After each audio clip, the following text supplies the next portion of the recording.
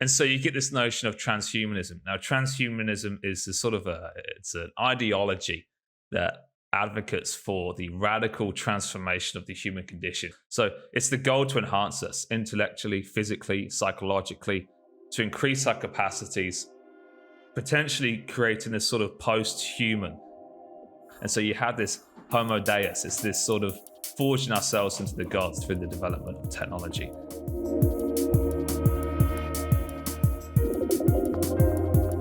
Welcome everyone to the 7th episode of the Good Dialogue podcast. This one is about artificial intelligence.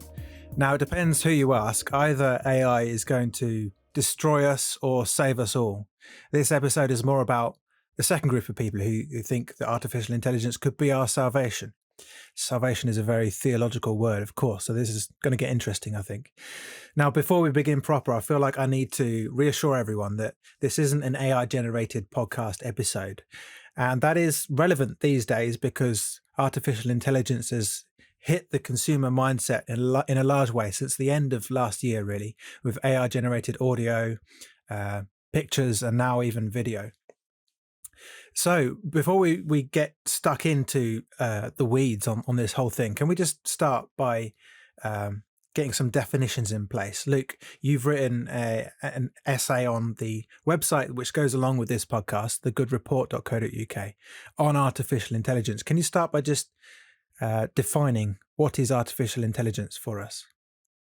Yeah, artificial intelligence, it's I kind of just think about it in simple terms of, well, think of a machine, think of a robot. AI is the science and the engineering of making of making an intelligent machine and making an intelligent robot. And so, unlike sort of classical machines, which follow a sort of pre-programmed pattern, AI is the notion of it can create new patterns and ideas. Right, a key component of AI is the ability to learn through algorithms, and so algorithms are sort of essential to a lot of AI development, which is a sort of set of mathematical and logical operations. And contemporary AI systems, they use training data to learn, to recognize and interpret digital patterns. So that's really what AI is about. In simple terms, it's about creating an intelligent machine, a machine which can think and learn and have ideas. I find it really interesting. There's a whole lot of money spent into developments of AI. Billions of pounds and dollars have been spent into developments of AI. And this hope that we're going to create some sort of real creative intelligence, which is somewhat going to lead us into the future, perhaps, or guide us into the future. There's a sense of realism in that, from what I can tell, reading from the experts, is that we're a long way off. We're far away from creating human-like intelligence. We get fooled by the idea that just because we see some AI systems which can recognize patterns, which can draw out information, that we're approaching some sort of human-level intelligence. And the reality is, it seems like that's a long way away. So there's a lot of speculation. However, it's still interesting, the advancements which have been made so far, and the benefits we've seen from a lot of that. I think it's really, really intriguing. Yeah. I mean, that's quite a blunt measure, human level intelligence, because very basic computers are much more intelligent than humans at some things. Try and get a human to calculate the 1/1000th decimal of pi. Any really very rough computer is going to be far more intelligent, you could say, than a human at that. Whereas other things, humans, it's just going to be a different type, a whole different level to try and replicate that in a machine. But in your essay, you talk about transhumanism, this vision of not just how we can make intelligent tools, intelligent machines, but getting the power of AI to work the other way for us to help improve us as humans. Can you talk about transhuman? How is AI connected to the transhumanist vision of upgrading humans? Yeah, well, all humans share that curious trait about looking to the future, about what does the future look like, what is our destiny, and how we perceive that shapes a lot of how we live today. And there's been this uprise, this notion that the future of humanity lies somewhere in the development of AI, that the progression of humanity, the evolution of humanity, it lies in the developments of artificial intelligence. Um, and so you get this notion of transhumanism. Now, transhumanism is it's an ideology that advocates for the radical transformation of the human condition for the application of technological advancements. So it's the goal to enhance us intellectually, physically, psychologically, to increase our capacities, potentially creating this sort of post-human beings who are so more advanced than our current capabilities. They no longer fit the sort of standard definition of what it means to be human. And so you have this homo deus, it's this sort of forging ourselves into the gods. The Greeks had this sort of this view about forging the gods and making the gods. And so there's this modern view that we're going to forge ourselves into gods through the development of technology and over time and slowly. The movement was first put forward by Julian Huxley in 1957. He was an evolutionary biologist, and it gained global traction pretty quick. And there's a number of organizations around the world who are having a big push for transhumanism. And it's grounded in this sort of the naturalistic view of human nature, right, along with materialism, that you can break humans down, that at our core we're just sort of chemicals and material. And so human enhancements, therefore, is all about the physical aspect. It's about the technologies, the chemistry, the physics of us.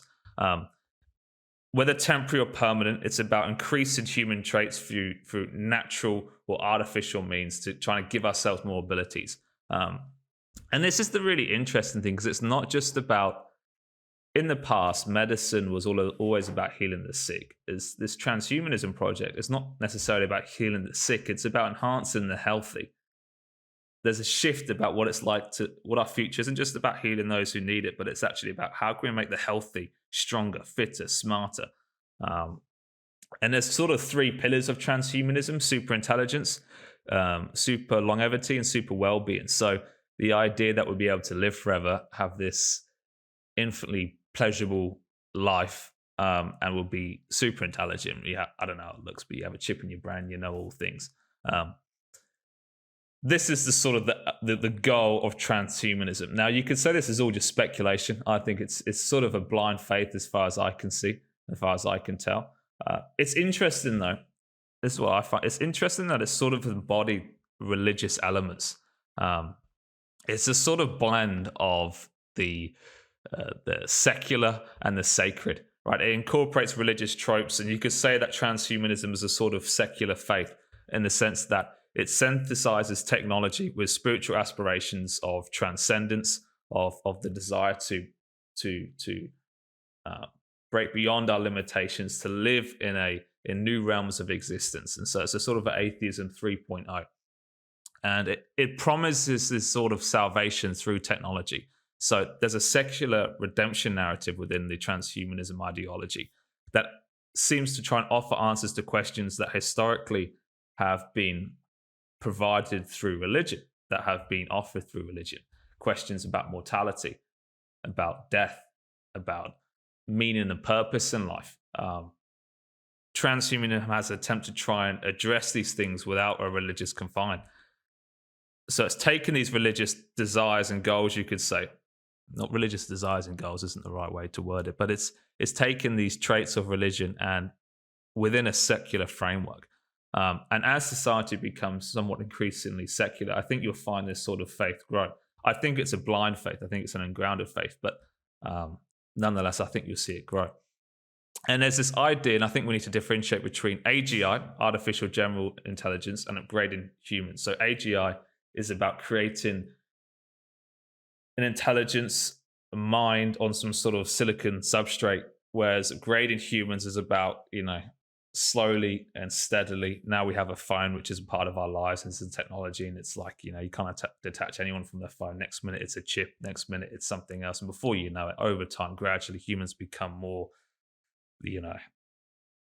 different to what they are. Have you seen the film Anita, when there's that, is it called Anita, with the girl, and people have their human heads, but they have like a machine body, and it's that sort of vision of upgrading humanity. Alita, I think it's called. Alita Battle Angel. That's the one. Yeah, sorry. Yeah, don't know why that came to mind, but that sort of future. And AGI, artificial and general intelligence, is about creating a super intelligent machine which can lead us in the way, lead us in the process of upgrading humans. Something which is on our side, this great intelligence which we've created, which is going to far surpass us, which hopefully, fingers crossed, will lead us in the way to a sort of utopian world. You can see how lots of movies can kind of pull off this sort of, this transhumanist AGI sort of speculation. And it's just that, I think, speculation at the moment. Yeah, it strikes me as a very modernist project. Is perhaps the postmodernist, a bit more cynical, a bit more about human culture, and a vast array of perspectives. The postmodernist movement would more go for seeking salvation through a political movement, through collectivism. So seeks solutions under the banner of social justice, but maybe it's the modernist perspective that's seeking salvation through a very positive about progress and technology. So yeah, interesting. We've got these two threads: the social justice as another thread of, like, this is another form of progressivism, seeking salvation through artificial intelligence. Is just a different thread to social justice, still seeking a utopia, but through our tech overlords or something. So you mentioned AGI and the human mind as two different things. How far do you think we are from AGI? And do you think we can really replicate the human mind? Why not? I think, from what I can tell from reading from the different experts out there, the different AI experts, is that a lot of this is pure fantasy at the moment. It betrays a deep understanding about what human intelligence is, what real conscious intelligence is. Now, AI has a lot of AI developments, narrow AI, how I like to put it, has made a lot of advancements in the last decade and so on, but hasn't captured anything like the full breadth of human cognition, of human thinking. We've probably climbed the first mountain, and there's probably another 50 to go, and those are only the ones which we can see. And so a key reason is because there's a lot of traits about the human mind, the human thinking, that are non-algorithmic, and it's not clear how you put that into an AI system. AIs work through algorithms at the moment.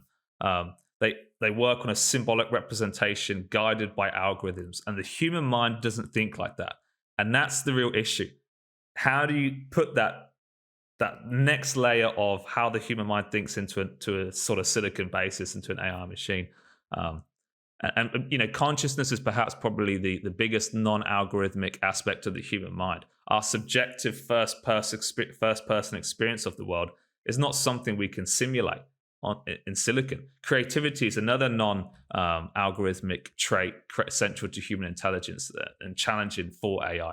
Now, AI can make generic creativity in the sense that it can remix existing data in novel ways. Right? It can do that. Go and ChatGPT, it can do that for you. But it lacks the sort of open-ended, the H-type, the historical creativity, which allows humans to imagine entirely new concepts never thought of before. We have the ability to build in our head an internal model of the world and to imagine things which perhaps don't quite exist, or to imagine something entirely novel. AI operates within the confines of its training data, while human creativity has the ability to break free from all those sort of constraints. And so also understanding and assigning meaning and purpose to things, it seems to be uniquely human in the sense that AI doesn't seem to be able to really grasp that. It doesn't really understand what the symbols represent, which it offers, which it processes. An AI language, it spits out a grammatical sentence, but it doesn't have the true grasp of what that really means. We extract meaning from that information and we apply it to our goals, our needs, our rich inner world. And so humans have, and I think this is probably to try and capture that, humans have intrinsic needs and goals. The only goals which computers have are those which are installed to them by the human programmers. And we search for meaning in ways that machines don't. An AI might optimize an objective function, but will never truly care about the information as humans do. And so while narrow AI has made a lot of achievements, breaking into that sort of AGI, that replicating something of a human mind, that consciousness, that open-ended creativity, that true understanding, those intrinsic goals, those cognitive functions that seem to be non-algorithmic. The human mind is not merely a wet nanotech computer, and we're still very far from being able to replicate anything like that onto silicon. So, of course, the issue is that we're holding this reductionist assumption, this atheistic reductionist assumption that the mind can be reduced to just the physical components and biochemical events in the brain. And that assumption is certainly not obvious. And so, because of that, it's not clear we'll ever be able to build a new mind as such, like ours. And there's a lot of ungrounded faith in here that the mind can just be reduced to the biophysical constructs of the brain, which isn't so obvious. Although I don't quite understand the relationship there. I'm not going to claim to fully understand that. But there seems to be way more than just the physical and understanding all this. And I think that's part of the fault. So I don't think that we need to worry that we'll create very intelligent machines, and they'll continue to get more intelligent and process information at a far, far greater rate, far more than I can do in my head. But to create that sort of level of conscious human thinking and creativity, I don't think we're close to that. That's not something I would worry about. It may be a little bit of an oversimplification just to say that silicon-based artificial intelligence is basically just a very complex algorithm, whereas our brains aren't an algorithm, because these AIs, they call them a black box because we can't really peer in and see what they're doing and how they're coming to their conclusions. And so we look at the human mind, how bits of the brain works, and it's a black box to us. And so we can say, oh, well, it's not just a straightforward algorithm, because then we'll be able to parse it. It's like, well, both are black boxes to us. You can't really say one is and one isn't algorithmic. But I do get what you're saying about the Chinese room analogy, the idea that the artificial intelligence, I'm thinking in terms of large language models anyway, they're dealing in tokens rather than words and concepts necessarily. They're just a superpowered suggestion engine. They're just trying to complete given this data, this is the most likely data to follow it. It's not necessarily that the large language model has an opinion. It's just a prediction engine, really. But in terms of like another level deeper, not just how artificial intelligences work and what's possible with them, there's the worldview behind the development of artificial intelligence. How does that worldview, that ethical outlook, shape the ethical implications of artificial intelligence? If like we can't see necessarily yet any limit to how impressive these tools can get, whether or not they're conscious, if we can't see any limit to that, then it could be quite a powerful tool that we're developing here. It could be quite a powerful weapon.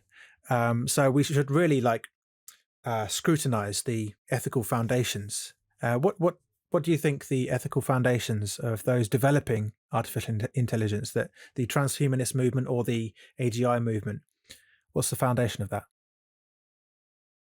Yeah, that's a really good question. That's really interesting. This is really important, this part. So I think the predominant worldview in AI research is probably naturalistic atheism, which holds that our cognitive abilities, that our human mind, that us at the core of what it means to be a human being, has emerged naturally just from the biosphere. That's the sole explanation.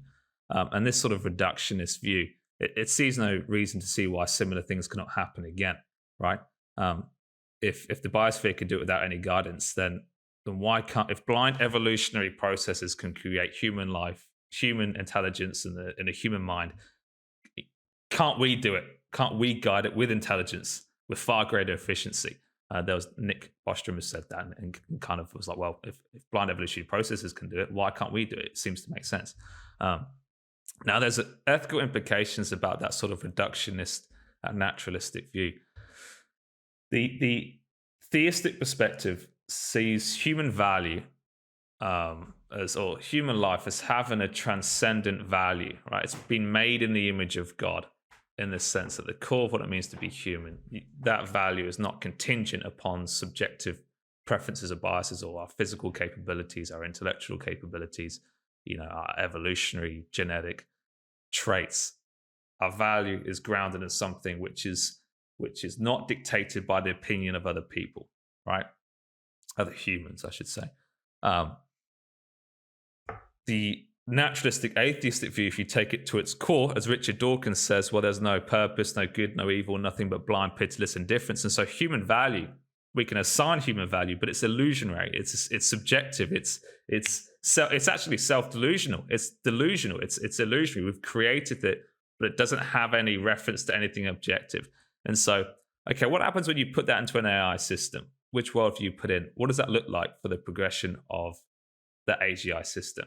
Is it going to have and this is probably where a lot of the fear comes in with artificial and general intelligence, is it going to want to compete with us? Or is it going to think, actually, I'm a super intelligent, I don't need you.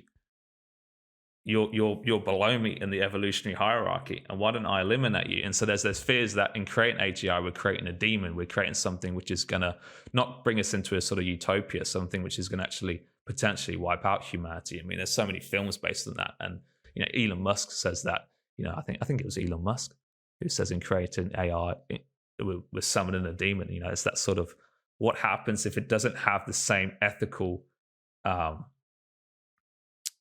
same concerns for well-being and human flourishing. What happens if it doesn't share that?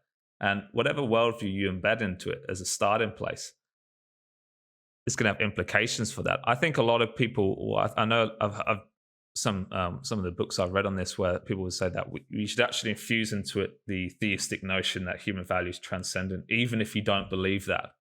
Because if it naturally follows through the implications of atheistic naturalistic view on the value of life, and it realizes, well, this is all just illusionary, and so therefore I want to be more consistent, then you've got something to fear there. And so there's the notion, what do you give it? Do the atheists give AI a theistic value of human life that they don't believe in because they think it might be safer for us? There's also, there's a lot of ethical considerations in the sense that in this upgrading transhumanism project, are we trying to play God to abolish and remake human nature? Is that trying to play God? And is there something about anyone who tries to play God, it's dangerous? Are we trying to really just create some people more superior than the rest? And how does that look? And so whatever developments in AI, I think it needs to be structured in alignment with commonly held human values, which lead to the flourishing of as much people and as many people as possible. And there's also an irony in all this, right? We're desiring for maximum choice, right? Maximum pleasure, maximum well-being. We're designed for maximum choice while delegating the choices to machines that are programmed by others, which ironically are embodying their choice and biases, their decisions and biases. It's just interesting. There's a bit of irony in that whole sort of thing there. But I don't worry about this. As I said, I think that's a long way away if we'll even ever get there. And so I don't think that fears about, I'm less cautious in a sense. I don't think fears about AGI being around the corner should prevent us from making positive contributions to narrow AI, which we've seen. We've seen a lot of the benefits of in medicine, in technological advancements, in information availability. Of course, there's the fear that will big data turn into Big Brother, and how that look like in the power in the wrong hands. And so AI is a powerful source. It's a powerful tool, shall we say, at the moment now, AI, and power can be used for good and bad, and we all know that. But I don't fear this sort of AGI and what it's going to look like, because I don't think it's really. I think it's more just speculative rather than. I think it's more fantasy than realism. It's interesting what you said about how we'd need any artificial intelligence that's incredibly powerful and intelligent to basically have a Judeo-Christian theistic ethical framework, whether or not those creating it do. It's like we need the AI to be Christian, whether or not we are. Ironic. Yes, yeah, that's it. And talking about Christianity, theism, belief in God, you said earlier in your description of transhumanism, it's like there's this project to turn Homo sapien into Homo Deus, turn us into gods. Yes. Or that we're seeking to create our own digital silicon god to rule over us, to create a utopia for us, to create heaven on earth. And obviously, those of us who do believe in God, is the pursuit of superintelligence wholesale and godhood misguided if a superintelligence already exists, if God already exists, and we're not seeking God in reference to God? This is I like the way you worded it there. It's kind of ironic because, and this is really just for how Christians, I think, would view this, and how theists would view this, is that the irony of our pursuit of superintelligence, of aiming at Godhead, is that the superintelligence already exists as far as we believe, God. The gospel writer of John, right, he echoes Genesis, stating that in the beginning was the Word was with God, the Word was God. He uses the term for word, which is logos, which was used by the philosophers at the time to express the rational principle that undergirds the natural world. And John elevates that to describe God, saying that he's the rational creator who is responsible for the existence of the universe. And that's not a sort of blind faith there. As far as I can tell, modern science considers the natural world to consist of, at its root, or to be a manifestation of non-physical information. That information at its core, functional specificity, is foundational to understanding the natural world. And since you could say it's a manifestation, or at its root, it's non-physical information, I think that naturally suggests a non-physical source, the mind of God. And so in a lot of the Judeo-Christian tradition, the biblical narrative, the breath of God, this divine intervention, distinct from material creation, is said to be the ultimate, the true source of life. And we're defining life here, not just a physical form, but a deeper level. And that raises the question about our ability to create conscious life in a material artifact. We talked about how AI doesn't give rise to that sort of that the conscious mental recognition. But AI focuses on creating or simulating intelligence without consciousness, because that's fine enough for their purpose. But Christianity teaches that God, right, a conscious, intelligent being, he created humans in his image, linking intelligence and consciousness together in one being.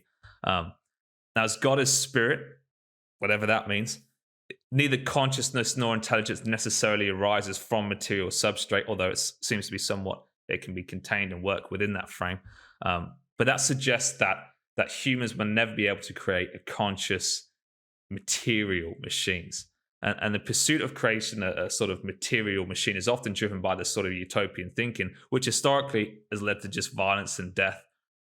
Hitler wanted to create a utopia. He wanted to see himself as the superhuman, and anyone genetically inferior, anyone weak, anyone who's lacking the capabilities to really benefit society as he saw it, should just be killed and wiped off. And so throughout history, human efforts to achieve a sort of divinity have always been, brought along with a massive sense of arrogance and a sense of superiority, producing sort of terrifying results. Playing God has never worked well in history. And we've seen this in religious circles, we've seen this in non-religious circles. And this is really interesting. So we're trying to upgrade humanity, right? We're trying to make ourselves super powerful. But human nature is flawed, and we need saving from our selfishness, our pride, our arrogance, much more than we need technological advancements. And I think we miss that. Christ offers salvation based on his death and resurrection on a heart level, on the problem of human nature, that we can be incredibly selfish. We can be loving and kind one minute, and then rude and arrogant and resentful the other. And so what Christ offers is the salvation of the heart. He didn't come to conquer kingdoms. He didn't come to bring this new empire. He came to conquer the human heart and restore it, and to attach a new quality of life that is focused, you could say, that is sourced in God's eternal goodness, and that's slowly building. When Christians are far from perfect, we're all far from perfect, but there's this notion that we're slowly pivoting to the goodness of God, and that ultimately he's going to bring that to a fulfillment, that the day of resurrection, this is a lot of Christian theology, but the day of resurrection, he's going to really bring that up to the maximum.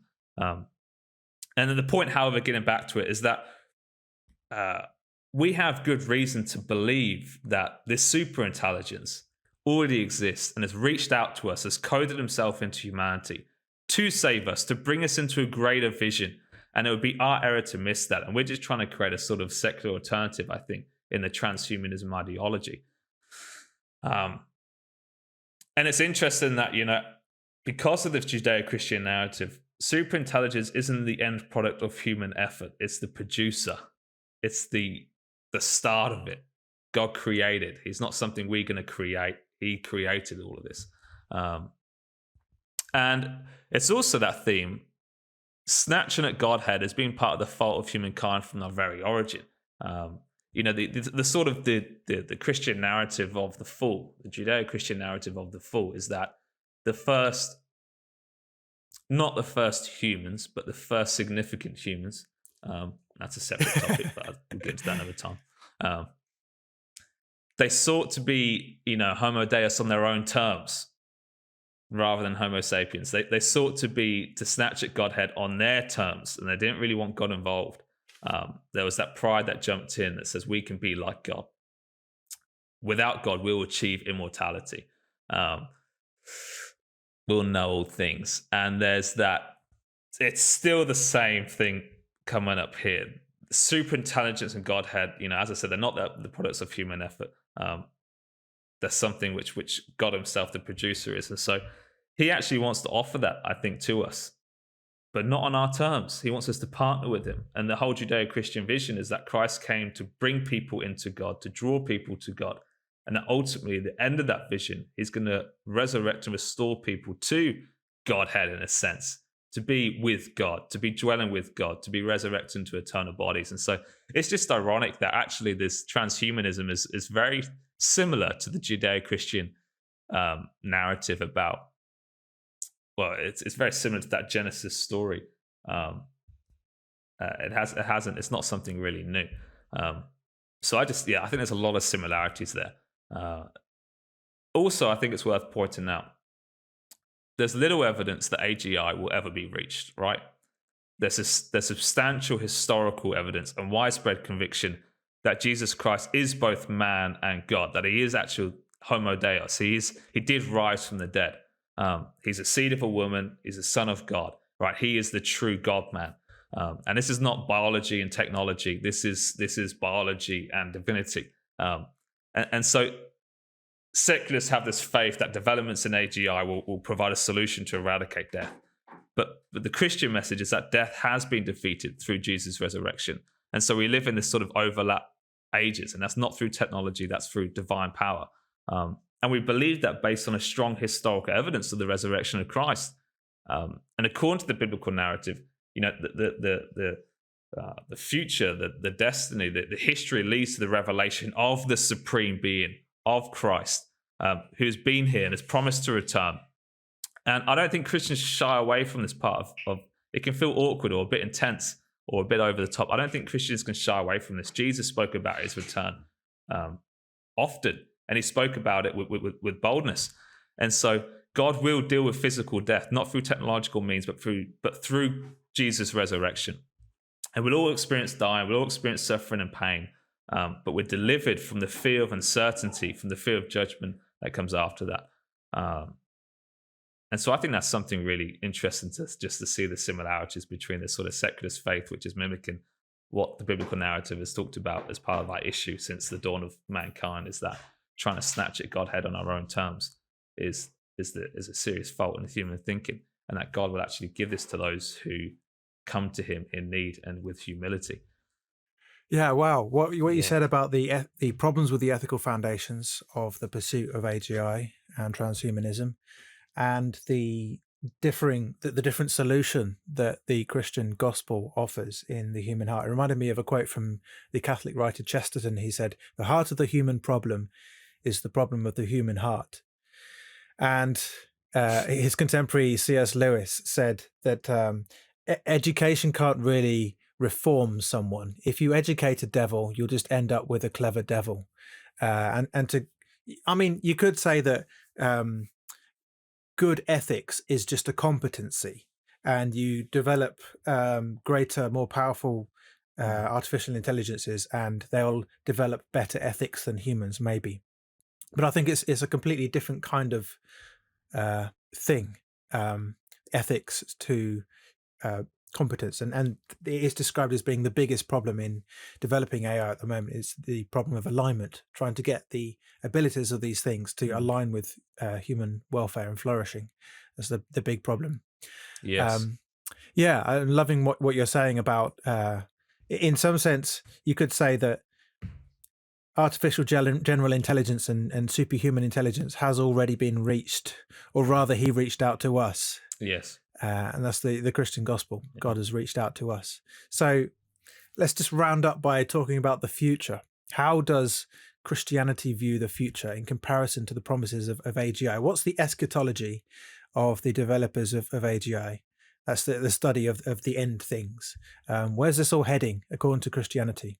How does that compare to transhumanism and development of AI? Yeah, well, the Christian narrative, like we said there, is that God he has coded himself into humanity. He has reached out to save us, and he has started something, and he's promised to return to bring that into fulfillment. He started this salvation project, and he said, like, it's began, it's here, but it's not quite done yet. And there's this promise that one day God will return, that Christ will return, that he'll restore a reign. And it's not utopian like we like to think about it. It's not a sort of utopian thinking that we like to see to visionize it, but it's about this renewed relationship, the fulfillment of purpose, to be in this sort of ecstatic union with God eternally, whatever that looks like. I'm not just thinking of a super long time. I'm thinking about something completely different from that. And we're trying to use. I think we should carry on with developments in AI, developments in technology. Don't hinder that. I think it's good things, and we should be able to ease some of the problems of old age, of solve medical problems, to relieve suffering. I think that's great. That's using the human gift of creativity to make life better. That's a good thing. I don't think we should have any fear or prevent that. I think that's something which Christians should want to do. In fact, should do. But we'll never be able to solve the problem of death on our terms. And that's, people say, well, I believe we will. And it's like, well, it's interesting that you might have this sort of secular faith that you'll be able to solve the problem of death, but having faith in the notion of God is somehow bizarre to you. But anyway, that there is a day that the true Homo Deus will come and will bring about a new type of reality, where righteous judgment will be carried out, where the final expression of God, of hostility towards God and his people will be ended, and that those who have clung to God will be drawn into him, will receive the kingdom, right? It's a very old term, but we'll receive this new kingdom, where God leads and where we're drawn into him, where we have this ecstatic union. And I think that's grounded not on blind faith, as this sort of transhuman and utopian thinking is, but it's grounded in a historical event which has happened, and the countless stories of that which demonstrate God's expression to humanity, which we have historical evidence for, which there's experiential evidence for, where there's sure conviction of. And so it's not a blind, hopeful faith. It's based on an event in real time and place, which has set the match on light, which has started the flame, so to say.